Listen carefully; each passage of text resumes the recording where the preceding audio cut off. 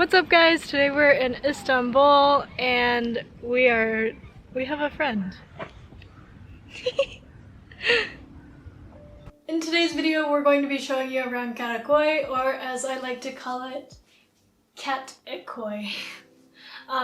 We are blown away by the city so far. We are in love with it. I think this is our favorite city. What do you think? It's definitely mine. I would say, yeah, I'd say definitely my favorite city. Definitely the most surprising city that we've been to. When you go online and you try to look up different places that you might want to travel as a digital nomad, Turkey is not suggested that often. We really just came here because the flight kind of just worked out perfectly. The flights were convenient. She really wanted to go to Cappadocia, and I've always had a desire just to check out the two-continent city. And we couldn't be happier with our choice. Definitely my favorite place that I've ever traveled to so far. One of my favorite things, honestly, if we're going to be 100% honest, it's the cats. So many cats. There are so many cats that you'll sit at a park and you'll just have little cats come up and sit next to you. Like, it's just an instant serotonin boost when you step outside your apartment. Mm-hmm. Yeah, that park it's in Moda, which is a little sub-district of Karakoy. It's probably like the coolest or most trendy hipster neighborhood in all of the Asian side. And so about 10 minutes from our house, we walk down into this park, and it's right on the water, and so you can see over into Europe, you can see over into Fenerbahce, the skyline, and there'll just be all these people having picnics, there'll be cats walking around, dogs all over the place, and Istanbul, in addition to cats, is just full of these street dogs, but they're not really like any street dogs that you've ever seen before. It's amazing. I think we both are blown away by how the citizens take care of the stray animals. Like, there will be people that come to the park on a set schedule to like feed the cats. They feed and take care of the cats. All of the cats are well groomed. All the dogs are also well groomed. They look like pets that people would pay like hundreds of dollars for back in the States. Like, you'll see like these beautiful like Anatolian shepherds and all kinds of different breeds that's like perfectly groomed, and they all have like little like tags in their ear. Mm-hmm. And like they'll be like street dogs that have collars, and every business has like a food bowl out for them, and it's so funny. And you'll see like there's people that make like little cat houses for the cats because it's cold in winter here. Mm-hmm. Even it's the subway stations that have little houses, and sometimes you'll see little cats running around in the subway. Mm-hmm. You'll see multiple people, including myself, that will just like stop on their walk and then they'll just stop and pet the cats. It's so cute. One thing to keep in mind though is if you're coming to Istanbul in a couple, particularly if you're coming with somebody like Gia, whatever it says on like your Google Maps, so say a journey should take 10 minutes, you're gonna need to factor in maybe another 5 to 10 minutes of cat time. Because if we're gonna go to the store's maybe 3 blocks away.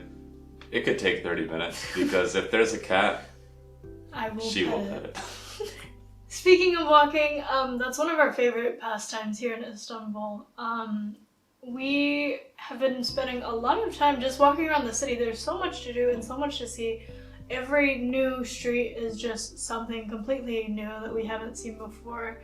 So we've been exploring a whole lot of our Anatolian side of our neighborhood. Yeah, so like when you're going out for your walk, you kind of never know what you're going to encounter. They have one of the best, if not the best, cafe culture that I've ever seen. You'll walk down the street, and these cafes are all they're so beautiful, and each one will have a different theme.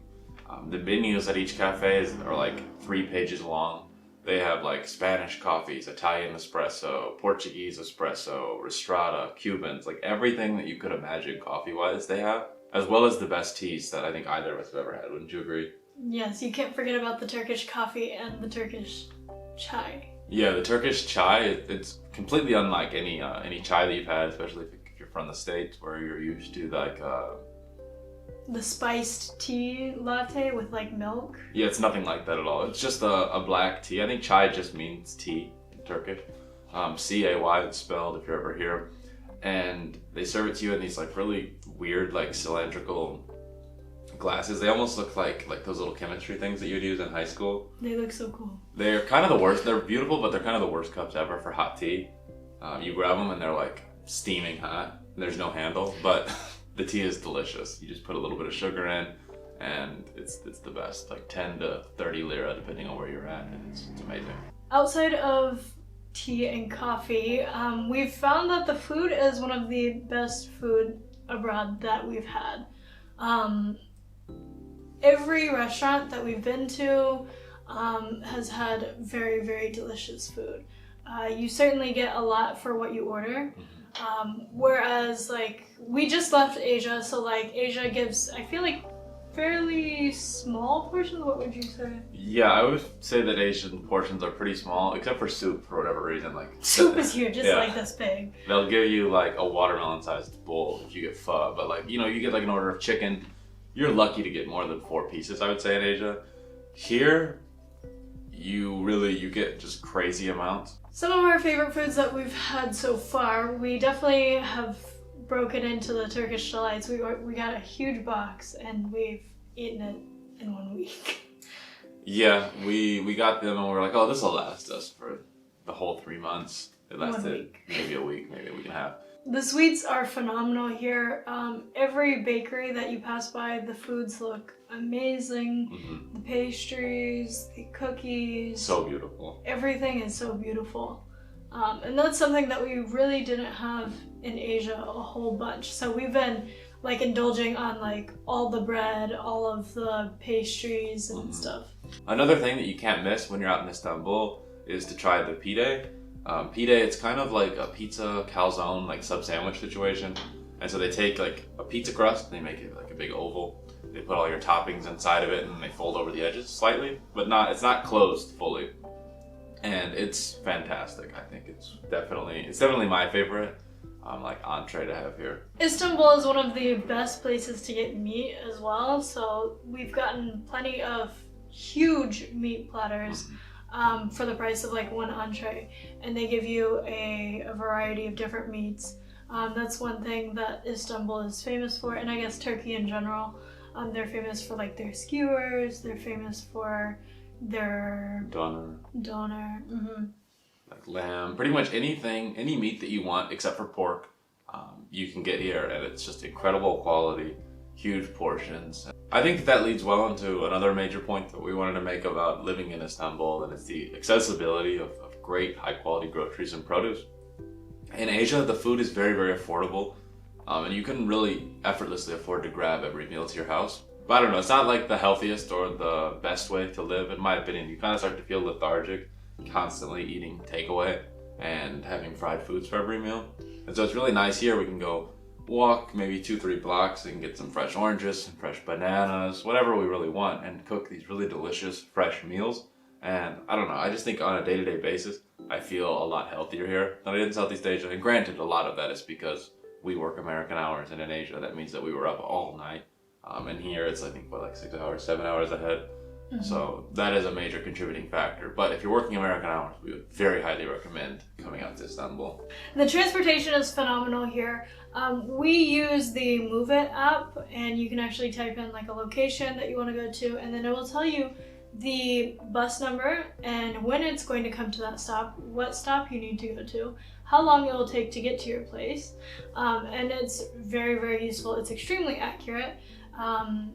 And we also love the metro system. Yeah, I mean, it's got everything you could need. There's ferries that cross the Bosphorus. There's an underground subway, above ground subway. They have a big bus system. They have the metro bus, which is like these little mini buses. Really everything that you could need. It's probably the best subway that we've ever been on outside of Tokyo. With the only con really being that I don't think any of the subway stations or any of the subway signs are in English, which isn't really a con. I mean, it's Turkey, so of course it's in Turkish. But that was one thing that was nice about Tokyo, is like the signs would flash like Japanese, Chinese, Korean, English, and they would just cycle through those. And so that was really convenient. And I think that really is because Tokyo is one of, if not the most popular tourist city in the world, where Istanbul, when you're here walking around, it doesn't really feel like tourism is their major industry. It just feels like the vibe here is like, yeah, tourists are more than welcome to come, and Turkish people are incredibly, incredibly nice. But it doesn't feel like a tourist city. It feels very much like a city that is built for like Turkish people to live, and everything is based around their comfort. As like, you go to New York City or Chicago, everything's going to be in English and everything's going to be designed for Americans' comfort. It's set up pretty similarly to that. We highly recommend that you make a stop to Istanbul, and definitely check out both sides of Istanbul. We've only spent a little bit of time in the European side, so we're saving that for when we move into our new Airbnb. Especially if you're going from Asia to Europe, I couldn't recommend stopping in Turkey more because it just makes sense with the flights. So like say you're in Korea and your end goal is maybe Madrid. A lot of times stopping in Istanbul for a couple months will end up saving you a lot of money, and you'll get a really incredible, more unique experience that a lot of nomads or travelers don't get to do because I think a lot of people just skip over Istanbul or all of Eastern Europe. And so yeah, I don't think we couldn't recommend Istanbul anymore. Alright, so if you guys enjoyed this video, don't forget to like, comment, and subscribe, and we'll see you shortly in the next one.